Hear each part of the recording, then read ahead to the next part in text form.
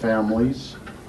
And whereas radon is the second leading cause of lung cancer deaths in the United States and the #1 cause of lung cancer among non-smokers, and whereas the Rocky Mountain region has been identified as an area with high radon potential by the Environmental Protection Agency, and whereas any home in Pitkin County may have an elevated level of radon, even if other homes in the same neighborhood do not, and whereas testing for radon is simple and inexpensive, and identified radon problems can, in most cases, be mitigated, and now therefore be it proclaimed that the Board of County Commissioners proclaims the month of January 2015 Radon Action Month in Pitkin County, and encourages residents to test their homes for radon and take the necessary steps to mitigate elevated radon levels if they are discovered. So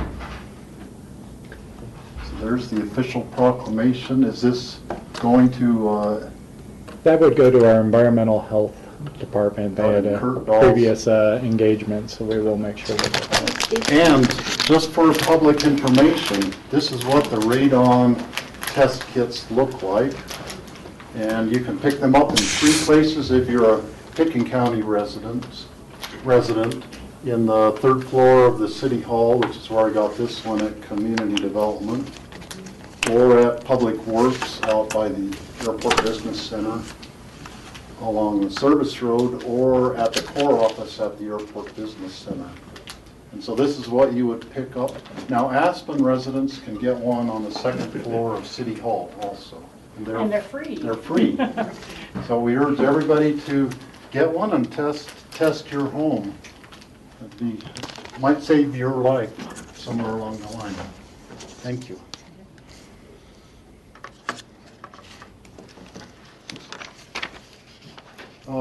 John, are there any additions or deletions to the agenda? Yes, we have one proposed addition to the agenda. It is an emergency ordinance of the Board of County Commissioners prohibiting both the consumption of alcohol and on unlicensed public premises and the public consumption of marijuana for the duration of the 2015 ESPN Winter X Games. This is, as an emergency ordinance, would most readily go under consent actions, first reading. At the board's discretion, you could add that to the end of that. Okay, so like put it after item number 6? Do we need a motion to add it to the agenda? Yes. Yes. I would make a motion to add the emergency resolution regarding alcohol and marijuana public consumption to our consent actions. Second. Okay, there's a first and second. Is there any discussion, board? All in favor, say aye. Aye. Aye. Aye. Any opposed? Okay.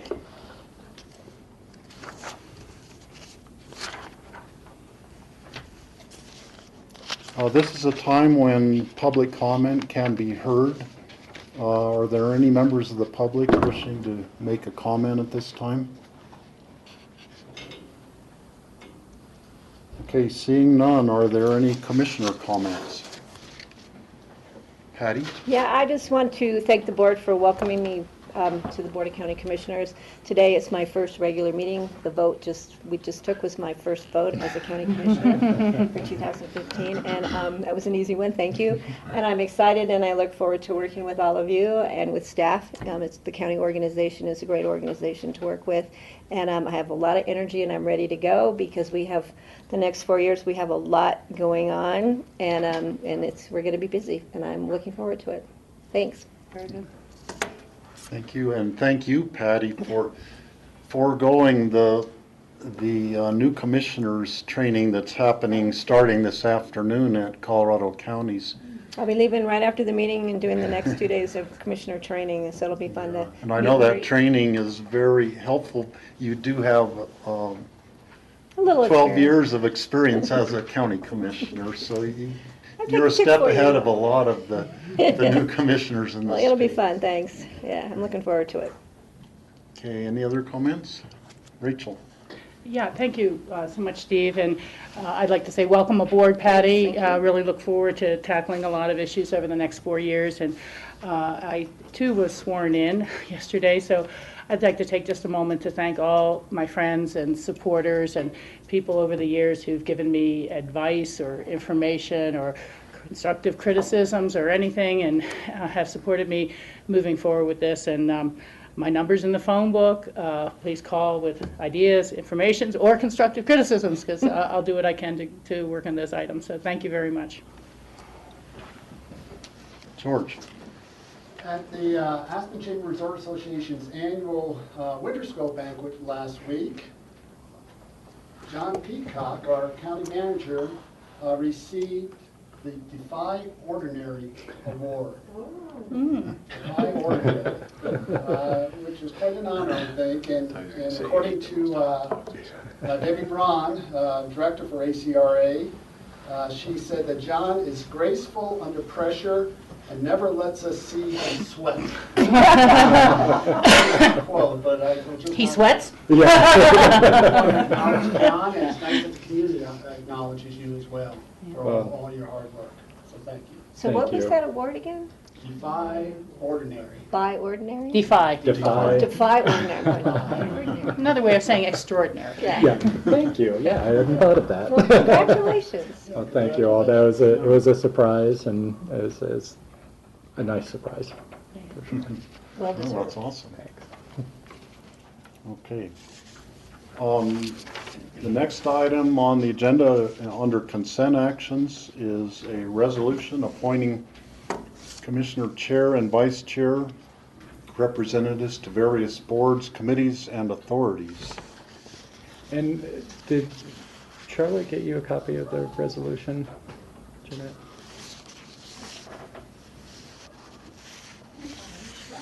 Okay, good.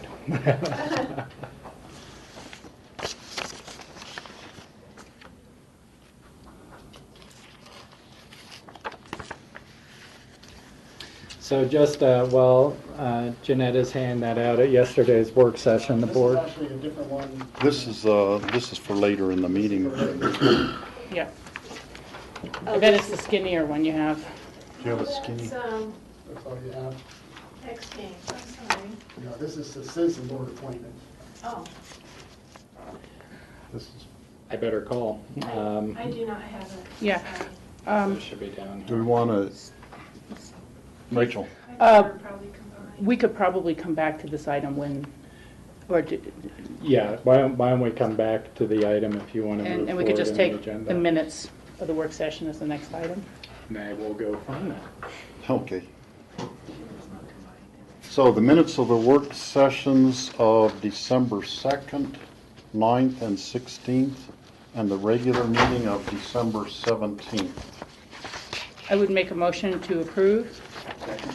Second, are there any comments? Yeah, I'm going to refrain from voting since I wasn't present at any of those meetings.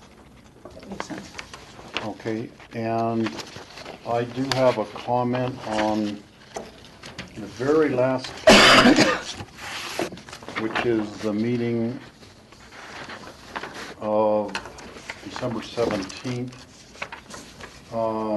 It's the discussion about the spending the $8,600 of discretionary fund from the commissioners.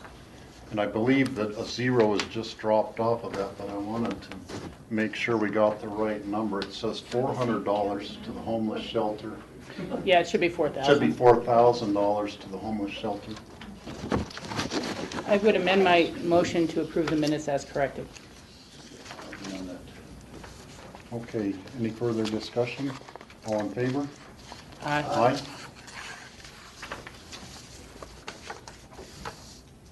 Okay, under consent public hearings, there's an application for a special event liquor permit submitted by the Compass Early Childhood Center. And Jeanette will handle that.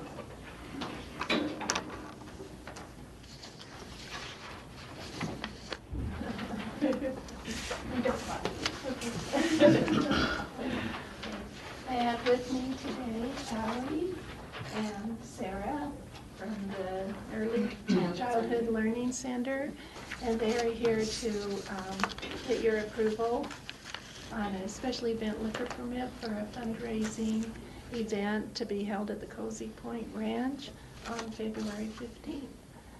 And I encourage them to come prepared to speak a little bit about their event and have their, maybe about where tickets can be obtained and just a little bit of an overview of the event for behalf of the commissioners. Yeah, This is could you, yeah, we would Yeah. love you to give a brief description of the event, and if you could state your name for the record. Sure. My name is Allie Tikas. I'm the director of the Early Childhood Center. This is our second annual Family Hoedown. It was a big success last year. It's just a fun family event. There's pony rides and square dancing and you know, big silent auction and things like that. Tickets can be bought in advance. They're $15 and then $20 at the door. You can go to www.eccfamilyhoedown.org to buy tickets. But yeah, food is being sponsored by Smoke, I think still, right? Smoke, and then Finn Bars is providing bartenders and alcohol, and yeah. Any other questions? Rachel? Yeah, thank you. It sounds like a great event. Being in the afternoon, you're not anticipating a lot of consumption, I'd imagine. No, And it's a family event. It's a family event, and your bartenders from Finbar will be tips trained. Right. Is that correct? Yeah, and they'll be hand stamped at the door and IDs checked. Okay. And then what I was wondering is, what will they be doing for parking, and how have you dealt with the transportation issues? Cozy Point provided parking last year, just Okay. on the premises there. Okay. There's, you know, a pretty big lot for parking. It didn't seem And like we had a couple of volunteers directing traffic and making sure that people knew where to park. Okay. Thank you. Patty? I'm just going to clarify, because I didn't hear it mentioned to the public, that the event is on the February the 15th, and it runs from the 3 o'clock p.m. to 7 p.m., is Yes. that right? Okay, just because I want to make sure the public knows when to get there. Yeah, yep, it's, Sunday, February 15th. 3 to 7, perfect, thank you. How many people did you have at the event last year, Gosh, I don't know exactly. or approximately? I want to say like 200. Yeah, that's what I was Yeah, 200. It was the first year, so we're definitely hoping for a bigger turnout next year. Sorry. And it's the school's biggest fundraiser of the year, and it's where we Make most of our, you know, make up the difference between tuition and operating costs. So, yeah. Okay, sounds like a great event. Do I hear a motion? Rachel? Yes, thank you. I would make a motion to approve, and it is a public hearing first. Oh, this is a public hearing. Any members of the public wish to comment about this? Okay, hearing none, I'll close the public hearing. I would make a motion to approve the application for a special event liquor permit submitted by the Compass Early Childhood Center. Second. Okay, it's been moved and seconded. Any further comments? All in favor? Aye. Aye. Aye. Any opposed? Okay, thank you very much, and we hope you have a very good and successful event. Okay. Thank Thank you. you. Thanks for your time. Okay, next we have I think a, we can go back to the one we missed. do we have Yeah. that? I Okay. apologize, they were upstairs. We didn't get them down if the board wants to go back to that. Okay, going back to the resolution appointing the chair and vice chair of the board and the membership on various committees. Okay, so at yesterday's work session, the board had an opportunity to discuss appointment of both the chair and vice chair for 2015, as well as appointments to various advisory boards and commissions that the commissioners sit on. Based on the direction given at yesterday's work session, staff has prepared this resolution for adoption today. You may want to take a moment to look over it, since obviously we didn't have it prepared for you until this morning, and make sure it reflects the direction that you gave yesterday. There's And- one correction. Under Northwest Colorado Council of Governments, it should be myself and then Steve. It says Rob. Is Okay, it that- still says Rob. Yeah. Oh, I apologize. That's okay, no problem. We can make that correction. Thanks. I would move to approve the resolution appointing commissioner, vice chair, and representatives to various boards, committees, and authorities as corrected. Second? Okay, it's been moved and seconded. Any more discussion? All in favor, say aye. Aye. Aye. Okay, thank you very much. So, at this point, I am officially the chair now instead of the vice chair, which I was up until that moment. Thank you. The next item is under consent actions, first readings, which will be set for public hearing on January 28th. The first is a resolution approving the 2015 through 2018 Community Services Block Grant application and plan. And Mitzi Lettingham is here from the Health and Human Services to talk about that. And my partner. That was like perfect timing, I think. Perfect timing. Come on in. Good morning.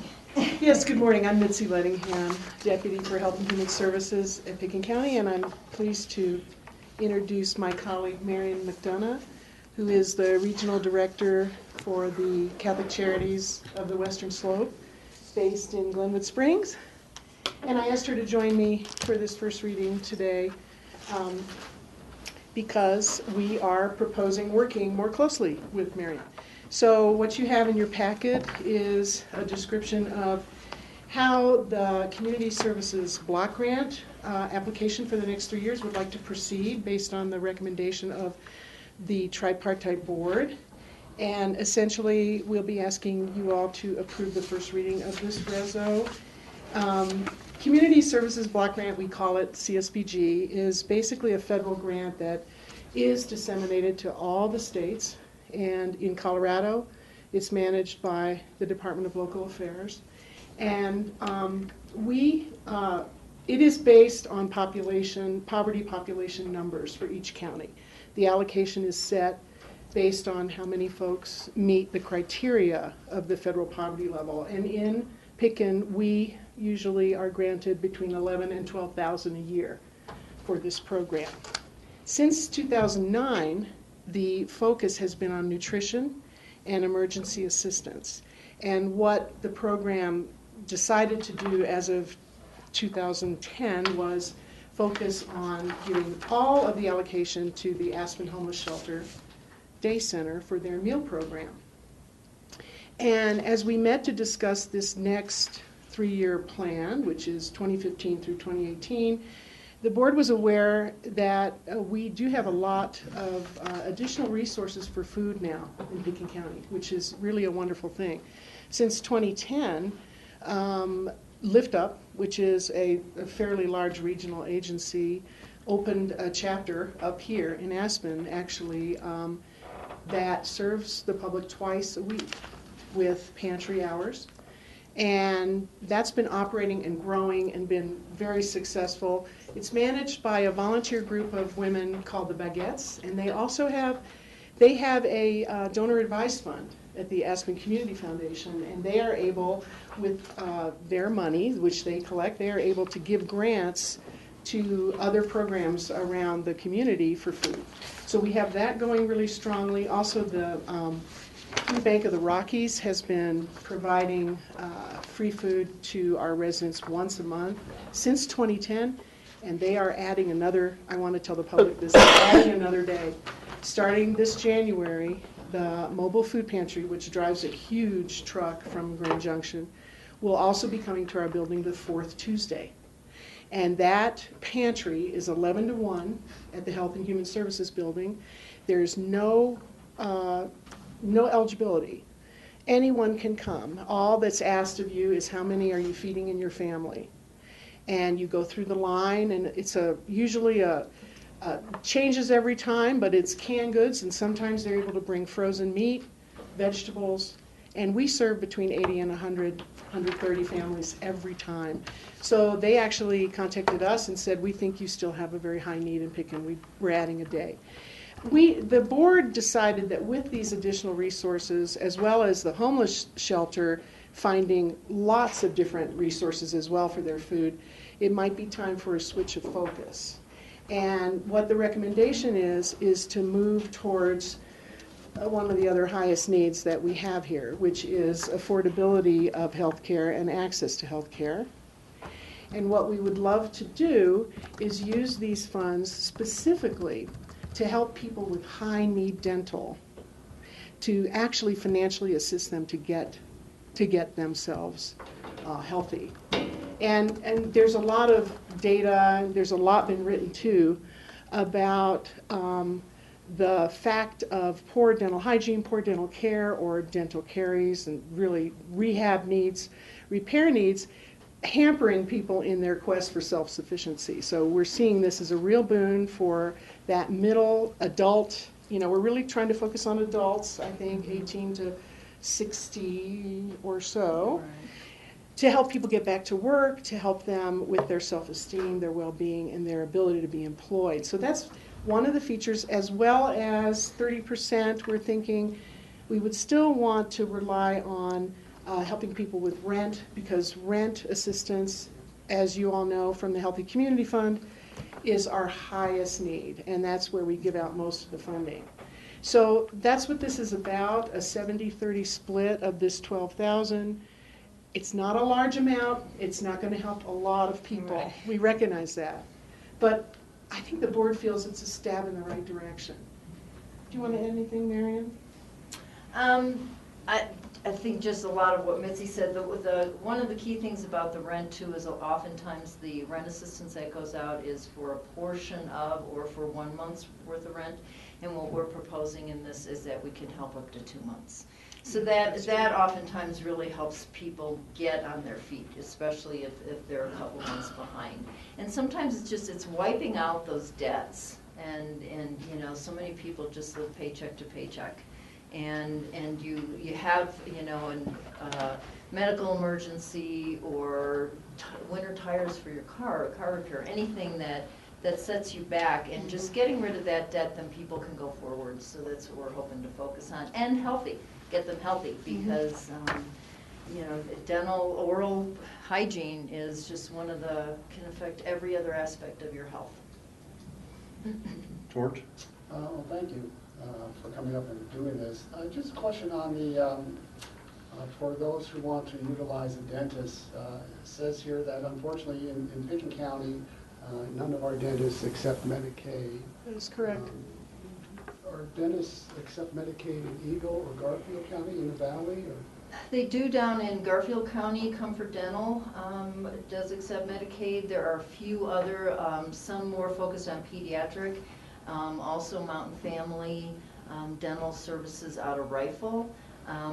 As I was driving to work this morning, I'm thinking, would there be a dentist in Picken County that would be willing to work with us? Because this is a Medicaid funds, so would somebody be willing to work with us at a reduced rate? And I'd love to explore that. That's my next question. Yeah. And then my other question is, can a resident in Picken County utilize a dentist in Garfield County with Medicaid?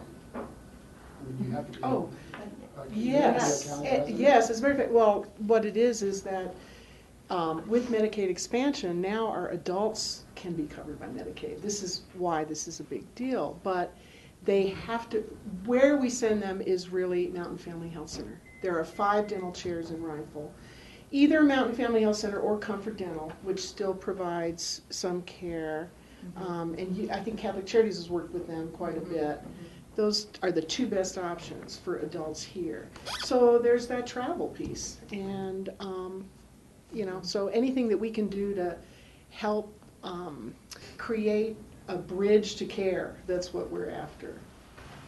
Good, thank you. Patty? I have just a quick question about the food bank, the pantry. It says that they can get groceries 4 times a year. How do you track that? Well, or do you just an honor system? Or? It's interesting. That's lift up. So those are Okay. the lift up policies and regulations. And, yeah, And interesting. they're moving to a computer system to be able to track that better. So people can there is some accountability on that. Yes, And I'm yes. sure if someone was really in need, they would say, here, you can have a box of groceries, rather than go hungry. Or people, we actually have a lift up in our building down in Glenwood Springs. The Glenwood Springs Bank is in our building down there. And people will come in and, you know, it's just, boy, I'm just short this right now. I don't want to use up one of my times. They always give it to them. Yeah. I just thought that was an interesting 4 times when there's really no eligibility. I think it's a great program that all of these It programs is. are so needed in the Valley. And the food bank program, I should add, is, again, even doesn't have that restriction. So at the mobile pantry, we have families who come every single time. And not only that, they also go to the El Jabel pantry every single time. So this company is really feeding families. And I do want to mention that we're, in addition to adding a second day in Pitkin, on that second day, we're introducing a new program for seniors, which is called CSFP. It's a commodity supplemental food program, but it's specifically for over 60. And we hadn't joined in on that. It's essentially food boxes, because we weren't sure for years now how it could be managed, and we were worried about storing the food. But now, with the mobile pantry able to bring this program to us on the same day as the pantry, we've figured out we can organize it with seniors coming that day and picking up their extra box of food. So we're adding that into what we can offer. That's great, thanks. Yeah. See, Mitzi, I had a couple of questions. Yes, sir. With shifting the funds you're receiving from the food assistance over to the dental and the housing assistance, Right. Health. are there any times when the food assistance is going to come up short on funds, or do you have plenty of food now available that Yeah. they're not going to run out, or they're not going to need extra money or something sometime along the line? As I mentioned, I think, and by the way, Vince Savage, who of course is the director of the homeless shelter, and I discussed this and talked about this at length, and he's feeling much more comfortable because he has made a lot of great food preparation arrangements with volunteers and other entities and companies. So he was fine with us making this shift away, and I do think we're doing pretty well in that area. But that's the beauty of this program too, is that there is a board that meets, advisory board to this program, and we have an opportunity, even within a 3-year contract, we can change it. You know, it would just be a matter of writing a new application, coming before you, saying what we've learned. But we just thought we would give this a try. There's so much right now, so much emphasis, as you know, on access to health care and trying to fill some of these gaps. You know, it was the highest need identified in the Pitkin County Community Health Program Improvement Plan. And there are a lot of collaboratives and entities that are trying to work on these problems. So this just kind of adds into that pot right now. Okay. And could you explain the assistance for transportation, getting from here to the dentist for those people needing assistance? Well, that's one of the things that we need to iron out. We have not fully, because the other thing that's changed, as you'll remember from December when I came before you for the Northwest COG, has now taken over the non-emergent Medicaid transportation, which is a reimbursement program for those receiving Medicaid for their travel. So, which we're really happy about, and by the way, that's all started now for Pitkin. So I should have brought the flyer with me, but folks can inquire at our office. So that's one thing that we might be able to tap into that and just make sure those linkages are made so that folks a friend can drive them, or they can drive their own car or get reimbursed for getting down there.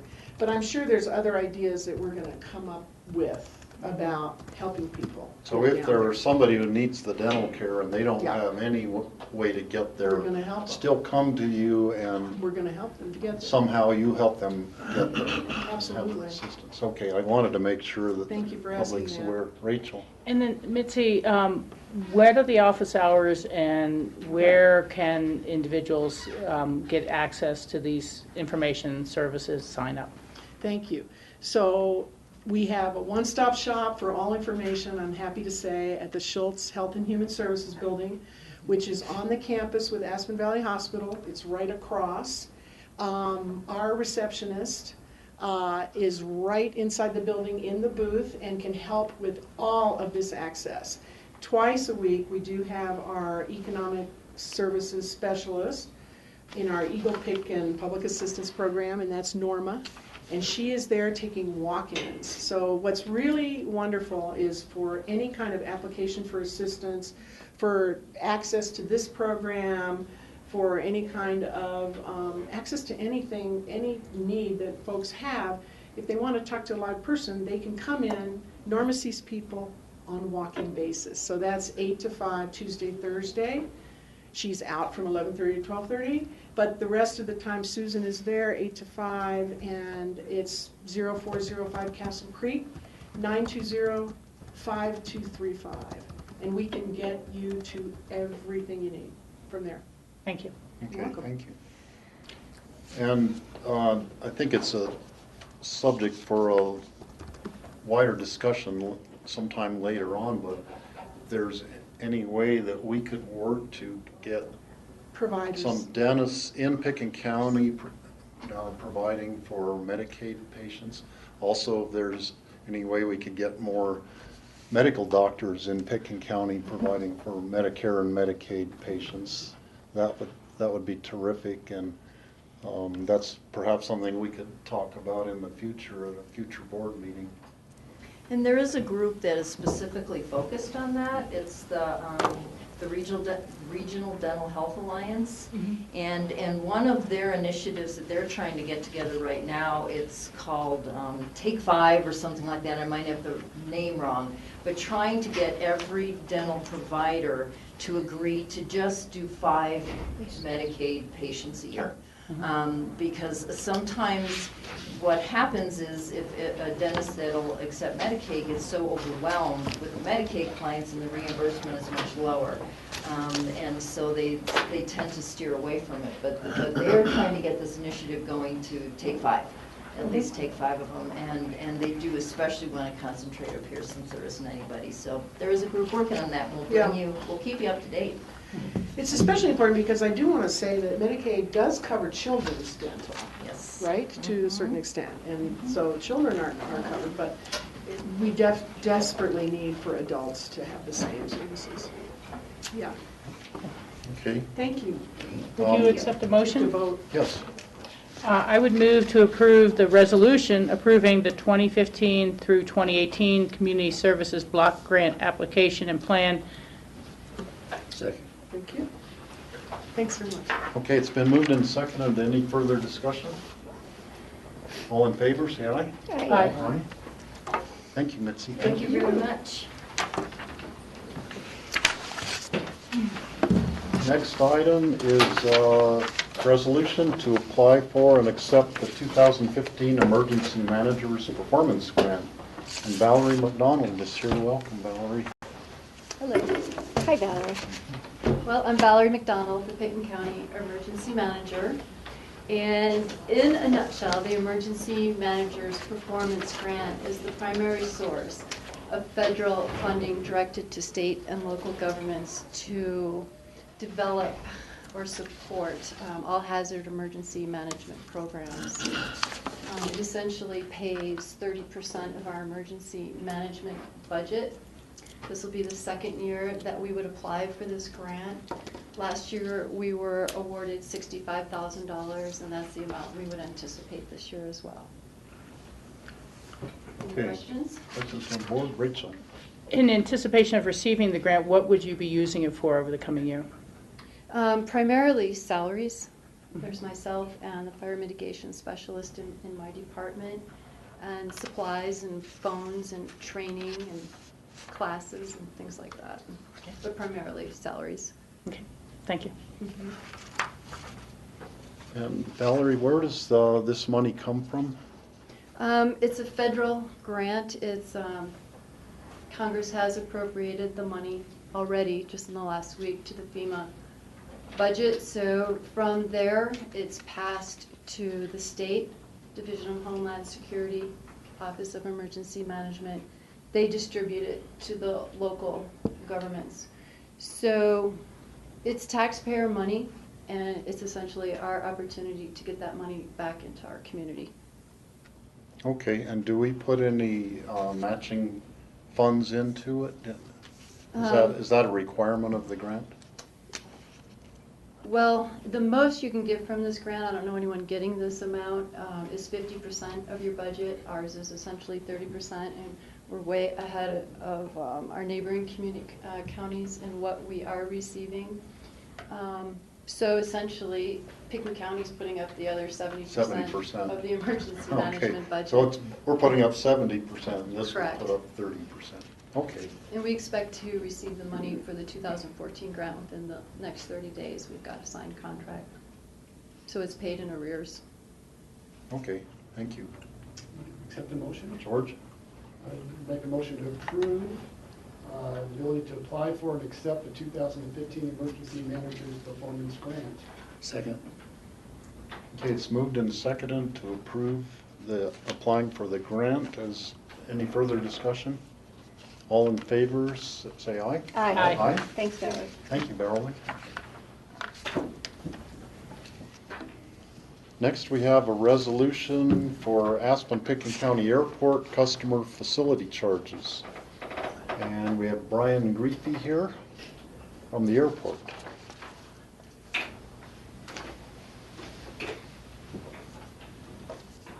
Good afternoon. Just start out to give a little bit of background what a CFC is. As stated, it's a customer facility charge. That is essentially a fee imposed or a charge imposed on customers renting a car from the airport. Right now it currently stands at $5.50 per customer per transaction day. That current authorization is applied right now to on-airport rental car providers only. For definition purposes, what on-airport versus off-airport is on-airport they rent essentially storage space from the airport. How they operate and whatnot isn't necessarily affected by that. Either have the ability to come on or off airport. So in a nutshell, on airport they rent storage space from the airport. Off airport they do not, but they still have the ability to serve the airport. What this resolution would propose doing is expanding that CFC fee to the one off-airport rental car provider that we have operating its enterprise. So I guess why are we doing this is probably the most logical question. And that's really about fairness and equity for everybody that's operating at the airport. We've received feedback from the on-airport rental car providers that, and it mentions it here in the background, so I won't go into too much detail, but because of shared ownership, potentially a company that operates on airport could have the same owner as a company that operates off airport. They have the ability to use the same car, I mean, which is fine, it's common industry practice. The challenge is that car potentially could not be paying for the facility the same way that the other cars are. We have reached out to the off-airport provider to kind of float this by them to see what their feedback would be. And to be honest, they like the consistency.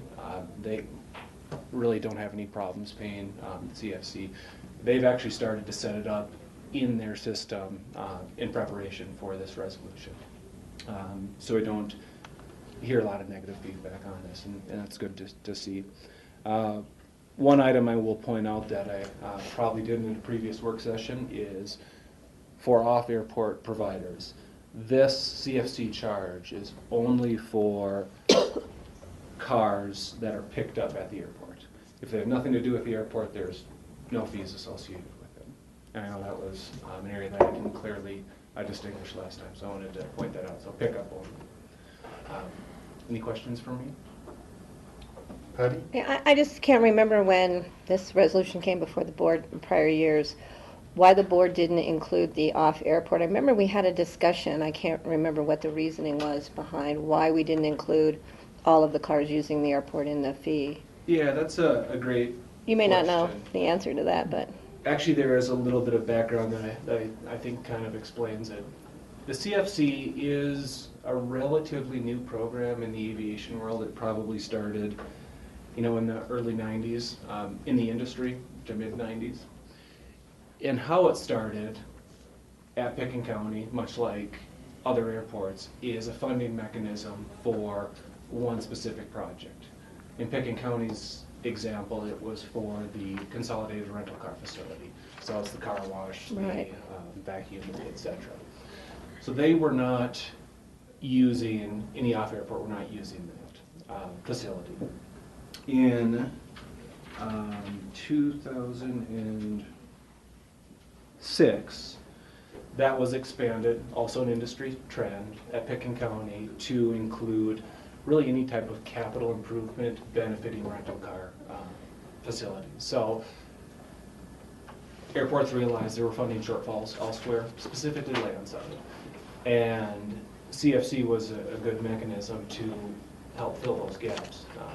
Many communities are relying on tax dollars, et cetera. Luckily, Pickens County does not operate their airport.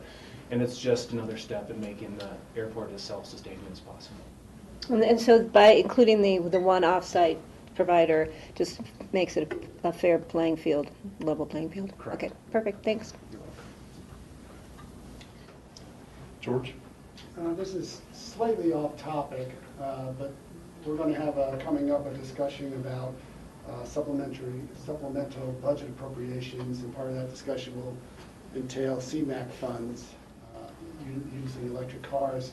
So I just wonder, just sort of put this in the back of your mind as we're looking at negotiating with our car rental companies in the future, that perhaps we can start to see whether we can change some of that fleet over to electric vehicles. We can't seem to be able to resolve the number of vehicles coming in and out of town at this point, but perhaps we can try to start to address the particulates, the CO2 emissions. So there's, I forget what company, if it's Ford, it's coming up with a new electric vehicle in the next 2 years. It's supposed to Chevy. Chevy. The Bolt C-Max. instead of the Bolt. Yeah. So Yeah. there's more and more technology coming away. It'd be interesting if we can see if we can gradually change our rental car fleet from fossil fuels to electric or some sort of renewable. Yeah, it's great advice. We'll keep that in mind moving forward. Working with the Canary Initiative too. Okay. Thank you. Good point.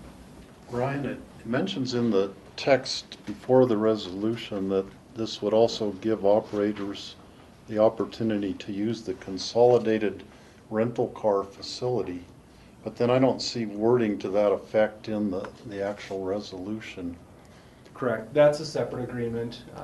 The rental car facility is actually managed by Hertz currently, owned and operated, or owned by Pickens County, managed by Hertz, because they are the dominant rental car provider. So that's a separate agreement. Probably the key item I would point out in the resolution is there really isn't anything prohibiting it. It's kind of an all-access approach. Did that answer your question? Yeah, and also it's pointed out that the main off-airport operator also has business on the airport, and they're shuffling their cars back and forth between the two businesses. So they're using the consolidated facility already. That's correct, and I do want to point out, it's not in a malicious attempt or anything like that. It's just they've got a car available, two companies have access to that car. This car just happened to be washed and cleaned in the consolidated rental car facility. Mm-hmm. Okay. Accept a motion? Yes. Thank you. I would move to approve the resolution for Aspen Pickens County Airport Customer facility charges. Second. Okay, it's been moved and seconded to approve this. Is there any further discussion? All in favor, say aye. Aye. Aye. Thank you. Thank you. Thanks, Brian. Okay, that item, like the two previous, is set for a public hearing on January 28th. Now we'll take up the item that we added to the agenda, the emergency ordinance prohibiting both the consumption of alcohol on unlicensed public premises and the public consumption of marijuana for the duration of the 2015 Winter X Games. And do the ordinances here? We have a copy. Oh, you do? Yeah. Great. Thank you. So could you identify yourself for the Ron record? Ryan, Under Sheriff for Pickens County.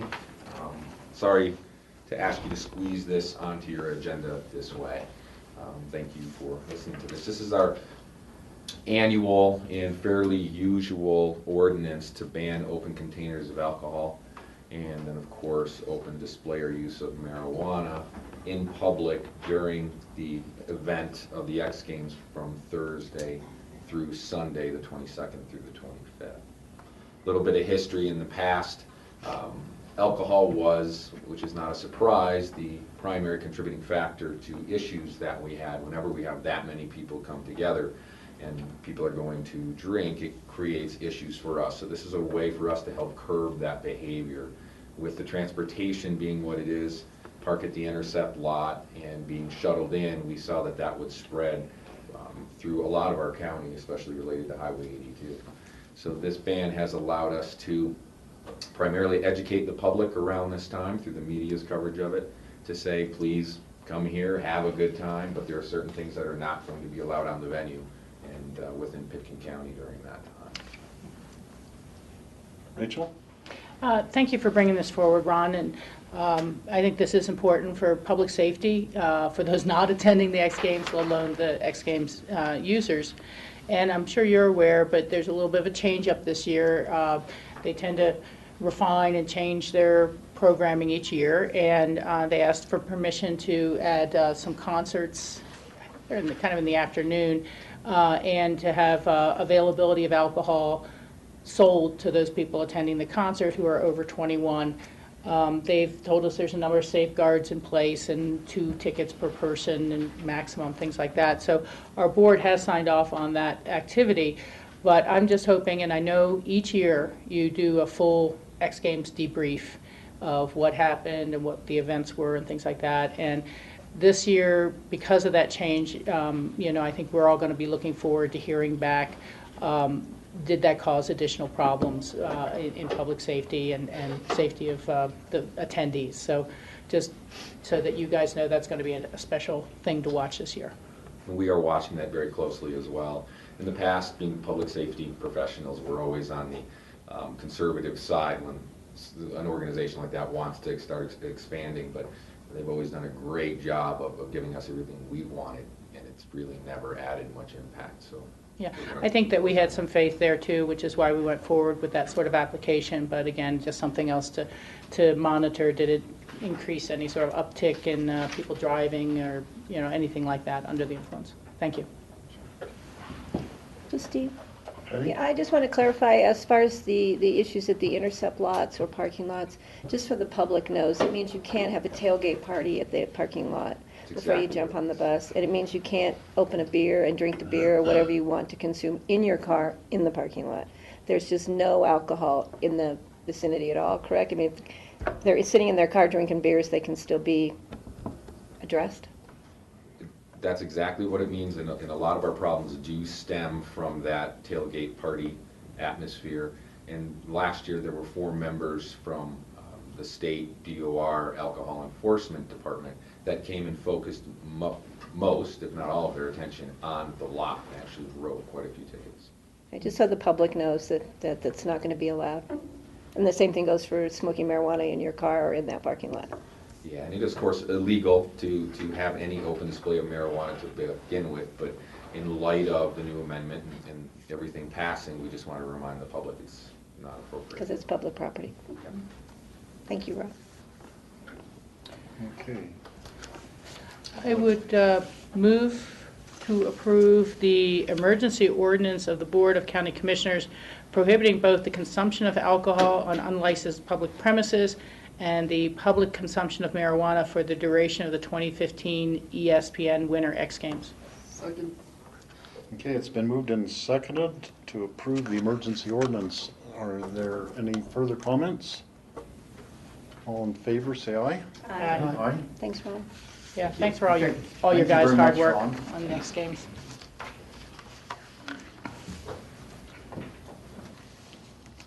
Okay, next we have confirmatory readings. The first one is resolution approving supplemental budget appropriations to the 2014 budget for July through December.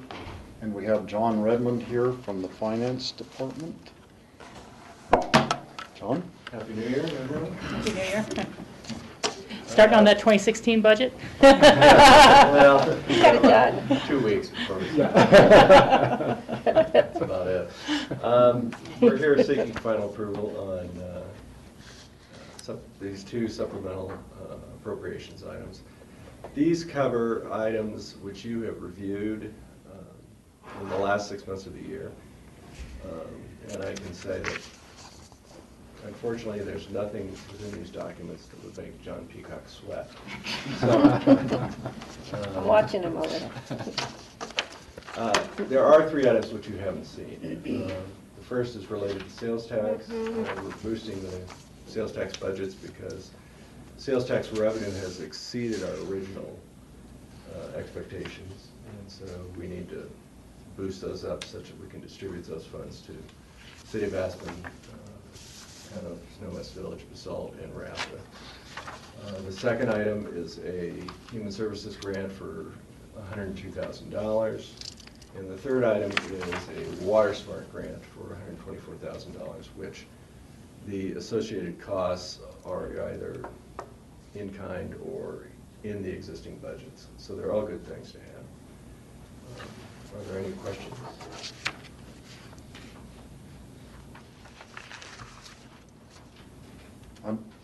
I'm good with it. Okay. It seems odd that because we collect more sales tax, so that money is coming to us, but it rightfully, a certain percentage rightfully belongs to the City of Aspen and Town of Snowmass Village. So that's why we have to approve giving them, spending that money to give the money that's rightfully theirs anyhow. Correct. A good problem to have. Yeah. Okay, there's two different resolutions. The second one has to do the CMAQ grant, but we'll need to vote on the first one for the supplemental for the July through December. I'd entertain a motion. I make a motion to approve supplemental budget appropriations to 2014 budget from July to December. Second. Okay, any further discussion? All in favor, say aye. Aye. Aye. Okay. John, could you talk about the CMAQ grant?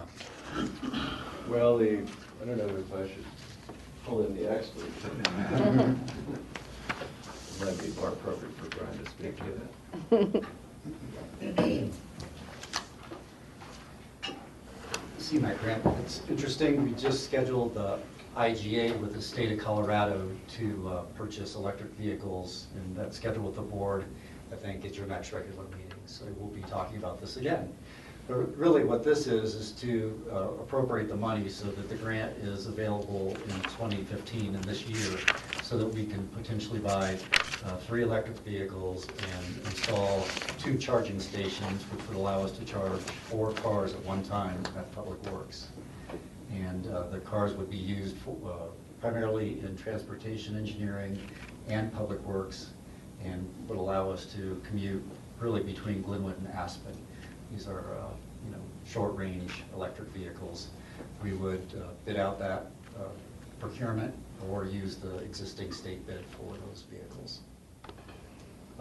Congestion mitigation, air quality grants can be used for a wide variety of reasons. They're really to mitigate air quality issues or congestion between really about the airport and Aspen. That's about the line where the non-attainment area started, was the airport. So as long as we are trying to mitigate air quality concerns in that area or congestion concerns, we're in the confines of the grant protocol.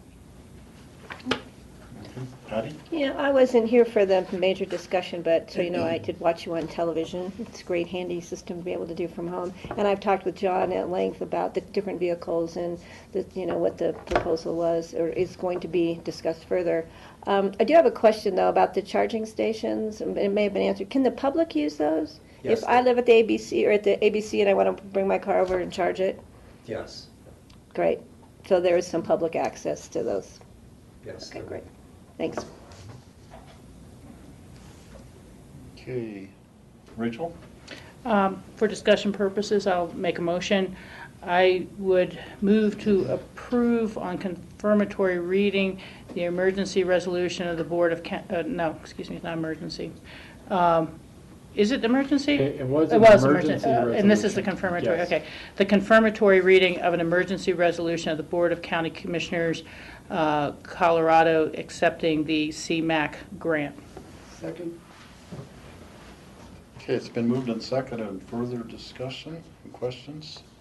Michael? Yeah, I'm going to vote against this because we've had long discussions, and I think there are better uses for this money, more public uses, and we're just adding 3 cars to the congestion. I mean, sorry, it just doesn't work for me, so. Brian, are we actually adding cars, or is this replacing existing cars, the 3 electric vehicles we would be purchasing? Would that be part of the normal rotating, replacing part of the fleet? What it would do is replace existing pool vehicles within the fleet. So it's not going to add any more vehicle trips because we have vehicles to drive. These trips are taking place anyway. Currently, they're just using fossil fuel vehicles.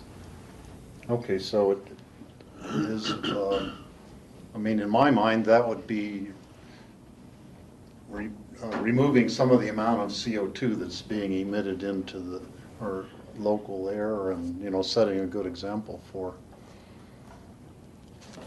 others to, in the public, to follow suit and get more fuel-efficient vehicles or electric or hybrid vehicles to replace their cars. And I just think it's a great use of grant funds to begin a new program for the county. And so to break into the electric vehicle program and to start it off this way, I think is exciting to team up with CDOT and the federal government to really have a new program that the county can spread across our fleet then. We can begin to make that conversion. Okay. George? Does the city have electric vehicles, and if so, how many? They do, and I don't know exactly how many. I don't know. Their charging station is in the Rio Grande? I believe there's charging stations in the parking garage. Parking garage. Yeah, there's parking stations in the parking garage, and there's also some public stations, street side, I believe, on, where's Main Street Bakery? What is, yeah, it's funny, you can live here for a while, you never learn the street names. I tried 40 years. Like, right. Yeah, I think that's But off Jasper- of Hopkins it's and, and so they've started developing some infrastructure in various areas that serves both their to-go cars as well as the public. Okay, any further comments? Okay, it's all in favor of this resolution, say aye. Aye. All opposed? Opposed? Okay. Thank you. Thank you, John and Brian. Don't go far for now. Okay, our next item is second reading and public hearing, a resolution authorizing Pickens County to enter into an IGA with Eagle County for snow removal in the Frying Pan Valley for the next 4 years. And Brian Pettit is here. Brian? I'm Brian Pettit, I'm the Public Works Director, and this is a renewal of a IGA with Eagle County that's been in existence for about 18 years.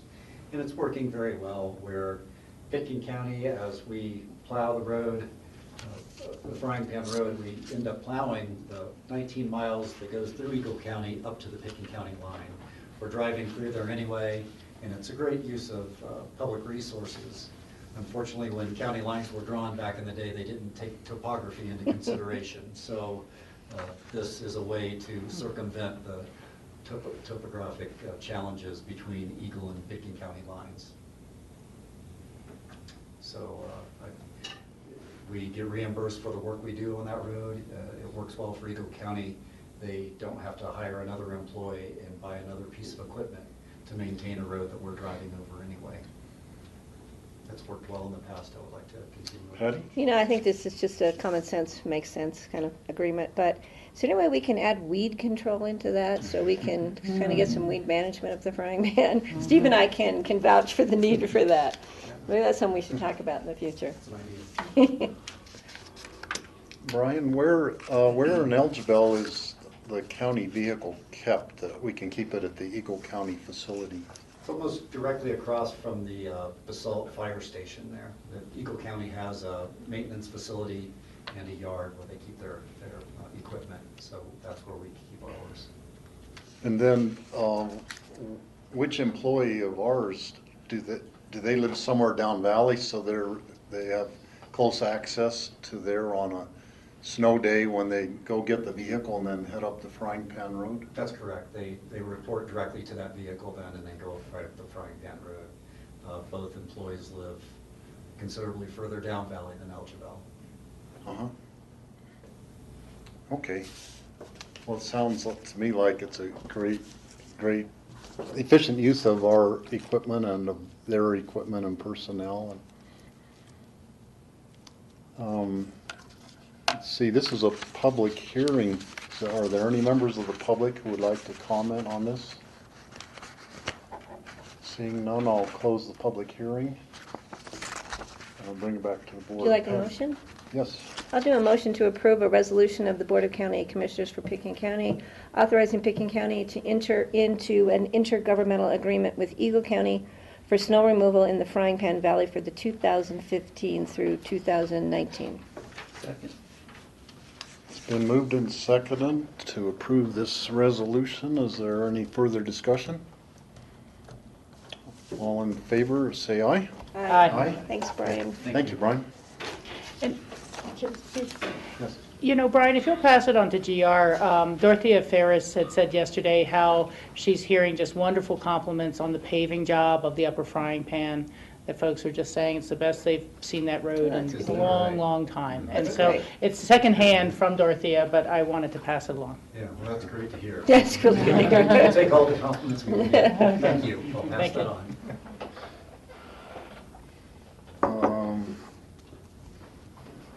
Let's see, the next item is a resolution authorizing the formation of the Maroon Creek Caucus.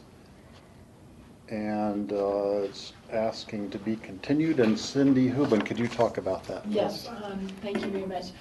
Marcella Larson and Mike Waters were before you in October, and that meeting was continued until today because some of the people in the proposed caucus area had not received notice that the caucus might be formed. And so the board sent the representatives back to talk to other potential caucus members. And to date, they have had a meeting with the T-Lazy 7 ownership, but they'd like to continue to have additional meetings. And my understanding too is that one of the representatives was not going to be available for today anyway, so they've asked to reschedule the meeting and continue the public hearing for second reading. We thought the 25th of February, but apparently only 3 of you will be here, so now it will be March 11th.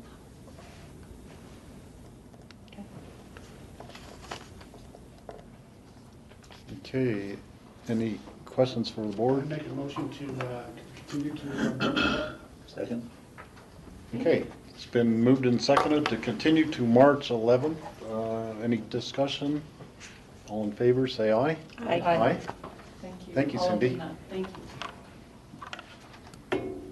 you. Next item is a land use public hearing, which is the gardener's takings determination, and they've asked, the applicant has requested that this be continued also to March 11th. I'd accept a motion to that effect. Second? All in favor, say aye. Aye. Aye. Okay, open discussion. Yeah, so a couple items, follow up from yesterday. George had requested information about a magnesium chloride spill. It was not actually on a public road, but there was a private plow and dump truck that did tip over. I sent out a report to the board last night, and you got done so quickly. I haven't pulled it up yet, but it was serving private roads for an HOA. The vehicle did tip over with about 1.5 tons of sand and mag chloride. It dumped over about 4 feet of snow and ice. There was some concern that it would impact the Frying Pan River. CDPHE, Colorado Department of Public Health and Environment, as well as our own Environmental Health Department, are looking at remediation now. So it was on a private road, it wasn't on the public road. And so, George. what I understand was in Rudolph Shores, which is actually in Eagle County, so wouldn't Eagle County's environmental health be responding as well? I think, I actually don't know exactly where the line is. CDPHE has responded, and apparently it was within our jurisdiction. So I don't know where Root Eye Shores is or how the roads align with our That should be all county in the line. but that's fine. Okay. It's really being handled through CDPHE at this point. Okay, thanks. Yep. And then the other item for open discussion is you will find a rather thick packet in front of you with the background information for the board appointments. And so you have 2 applicants for the Financial Advisory Board, 2 applicants for the Healthy Rivers and Streams Board, and 1 applicant for the Senior Services Council. On the Financial Advisory Board and Healthy Rivers and Streams Board, I believe we have 1 vacancy on both of those. And I would turn it over to the board to discuss. Rachel.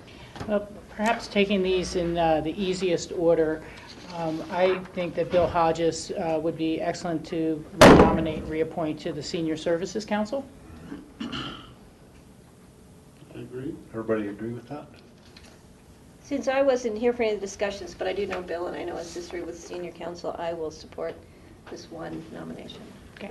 And this is for an alternate position, which I can't remember how many alternate positions that can go on the Senior Services Council, but Quite a few. quite a few that are vacant at this point. There are five more. So this would leave still 4 more alternates who could serve on that. Okay. Okay, a nod of heads. If everybody agree with Bill Hodges? Well, this is to prepare a resolution, isn't it? Correct. Yeah, this isn't That's actually. correct. Yeah. We have to have a resolution to appoint them. Rachel? I was not here for the interview with Demi, if that's correct, Presley, so I really would like to hear from the other board members on the Financial Advisory Board. I thought that Dallas seemed to bring a lot of skills, but just too new to the community to really, appreciate the effort and desire to jump in, but, only being here, literally, he was saying a month, it's just not connected enough. It's for the service required. George? Yeah, I agree with that. Actually, I like Demi. He's got a background in accounting and risk management, and It looked that way to me, too. and all the candidates who have applied are very strong, but I would concur with you, Rachel, that having someone brand new to the community is probably not the right spot to have put in for a financial advisory committee, especially when we've got someone who's adequately or equally qualified with Dimitar. Okay. Well, I would support that recommendation. Yeah. That was my feeling too, that Demi had strong background in finance, and he has the education and the work experience that I think would be better suit him for that board. Michael? Yeah, I mean, I understand that Dallas was new to the community. I think actually it's interesting that somebody so new to the community would jump in and say, listen, I want to get to know this community, and I want to participate in contributing to this community. So, and I think, it's fine to have some experience with the community, but it doesn't tell you everything about the community. And I think having new eyes on the community is important. So I would support Dallas. They're both great candidates, but I don't hold against anyone being new to the community. I would agree with you, Michael, that the fact that he's new to the community, to me, doesn't matter, because he can provide an outside viewpoint, and he would be an awesome person to get plugged into some aspect of one of our advisory boards. He just doesn't have the finance background that Demi has, and that's why I would support Demi. Okay, I So think we have three. I think three. I'm staying out of that one. Yeah, and you would be abstaining. So,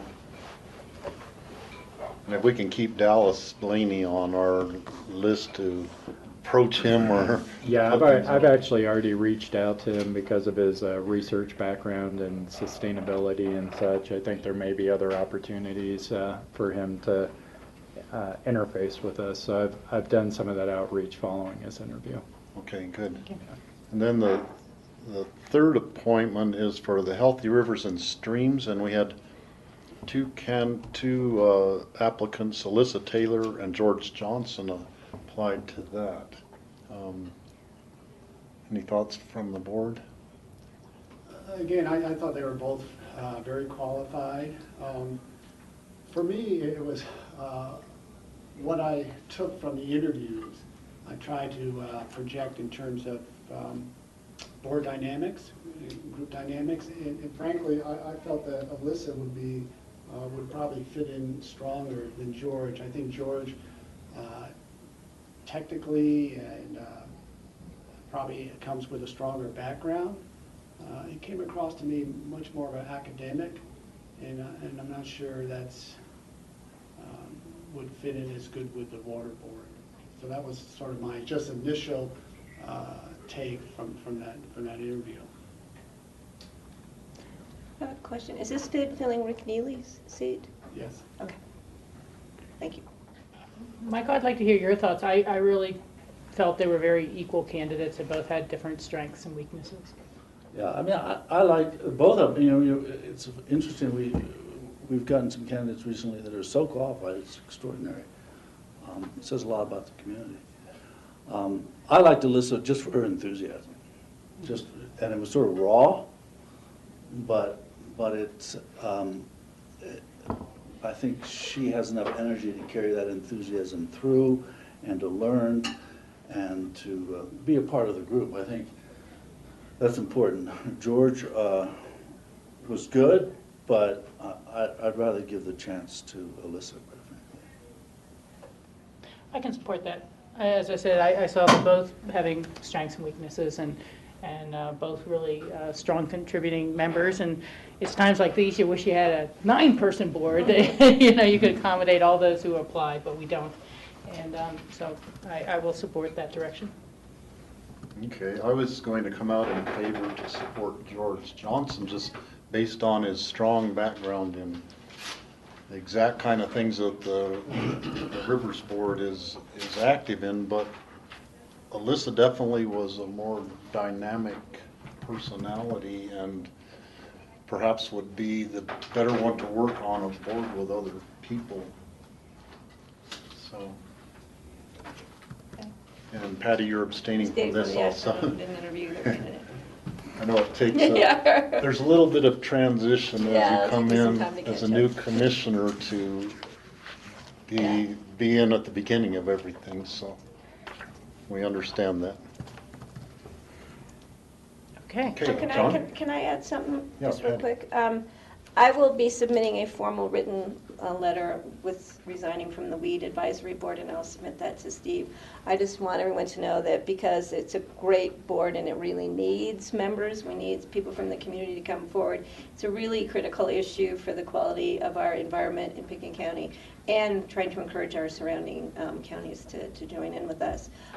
So I will hopefully be able to stay involved on a board level to support the Weed Advisory Board. It was a great experience. It was fun. Somebody made the comment that the Weed Advisory Board appears to be the new springboard for people entering public office. Got me on that weed. That's where I came from, that's where Patty Used to be came from. And then PNC, right? Councilwoman and Yeah. Mullins Yeah. still serves on the Weed Advisory Board, which Yeah, it's a great board. she can continue that. Yeah. I think it used to be the Planning and Zoning Board was the Right, it did, it was spring P&Z. board, but now it's the Weed Advisory Board. It was fun. Okay, any other open discussion items, John? John Ely. If I can prevail on the board for a couple of minutes. There was a discussion at the board's work session a couple of weeks ago regarding a grant request that was processed through the Healthy Rivers and Streams Board.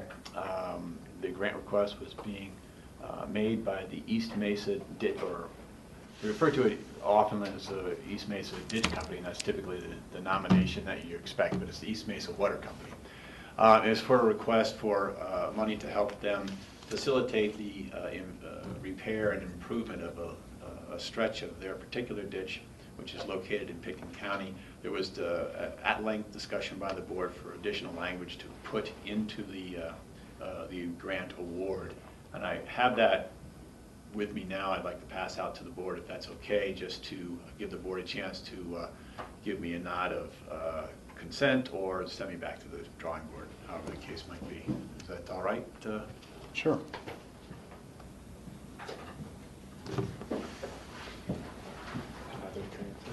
Yeah, I'll look at my newspapers whenever I get done is.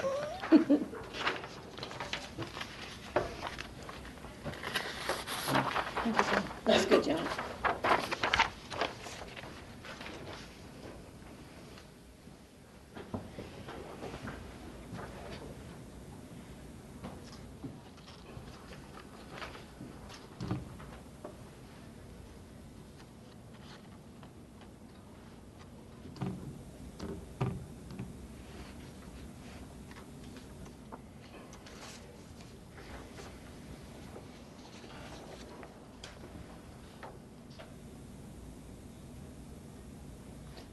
Patty? It just, I was not part of that whole discussion, and as I just told John Peacock, what I know was pretty much what was out in the papers. But in reading this, it would be my understanding that the board was interested in having some language that had accountability for how these funds were used and the success of the use of these funds, et cetera. Correct. Thank you. Yeah, and I think that the critical part is to have the annual meeting, just to have further discussions, because given the state of the, well, it's called the hole on the Crystal River, where the really low water flows because the water's been taken out of the river by the various irrigation ditches, including the East Mesa ditch, that we're hoping to somehow come up with a mechanism to leave some of that irrigating water in the river just for the river health. So that's why we wanted to continue the That's a great idea. annual discussion with them, just to keep the line of communication open and look for any possible cooperative agreements we could come to with them on that. Makes sense. Rachel? The one thing I'm wondering to the board and to John Ely is I think we had talked a little about whether they would give us at this annual meeting kind of a report, the same that they would be giving the division engineer of how much water they used at the end of the water year and things like that. Do you think we should add a little more specificity into this meeting? That type of report is actually public record. Yeah. It's not filed with the division engineer, but filed with the state of Colorado through the division offices, and constitutes the diversion record. And as such, well, we have Public that now. record, so there's really no reason to So put I that in didn't the put it in agreement. there, but we can certainly add it. I mean, that's, Yeah, I just think it would be helpful, perhaps, as becoming baseline information. Someone would be able to say, well, it was a wet year, so we used only X amount, or it was a dry year, we used Y amount, and, you know, how productive we felt we were with the water we used, or something like that, so that there's a little bit of an outline to the discussion. okay. If others agree. I don't see any harm in it. Yeah. One bit of data that, I mean, and just in general, not just specific to the East Mesa ditch, but having really accurate rainfall records, to me, would be an interesting bit of data to have access to. And I know that there are collection stations at maybe the Aspen water plant, but I don't know whether there's anything down in the Carbondale area. Maybe the Carbondale water plant keeps records, but I think that could be a useful piece of information for long-term. If we start measuring the total amount of water that is applied either by rainfall or by irrigation to different fields, that might be part of the discussion on ultimately leaving some water in the river maybe during rainier spells. People could turn their ditches down or something like that. I mean, I think that's a good idea. I don't see how it's pertinent to this grant. Yeah, it wouldn't be, I think it's just in general to gather that data for any application in the county, I think would be useful. I wouldn't put it on, require them to do a rain gauge and record that. I think it would more be a public entity to run a weather station. You're thinking that of as a discussion maybe with Healthy Rivers and Streams to see if they can create some kind of accounting system or gather information from other jurisdictions, or I don't know who would be responsible for compiling that information. Yeah, I think that's a bigger discussion. We can Yeah. toss it to these guys to start thinking about. But, you know, rainfall can be so specific to a cloud burst in a given area, you know. Yeah, it's tough. And maybe talking to Nolan Duskin with the state meteorologist would be able to tell us how to, you know, if it, to the extent we want to track rainfall, or to the extent they already have those rainfall records. But Yeah, there's probably data out there that but we're not aware of. it's a bigger discussion Yeah. about how we want to gather and what we would use that information for. Yeah. Michael?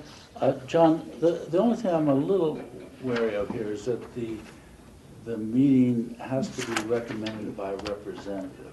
And what I would like to see is if any representative of either the ditch board or the water board would like a meeting, they can request it. Okay. It doesn't have to be through these representatives. Sure, yep. Is that possible?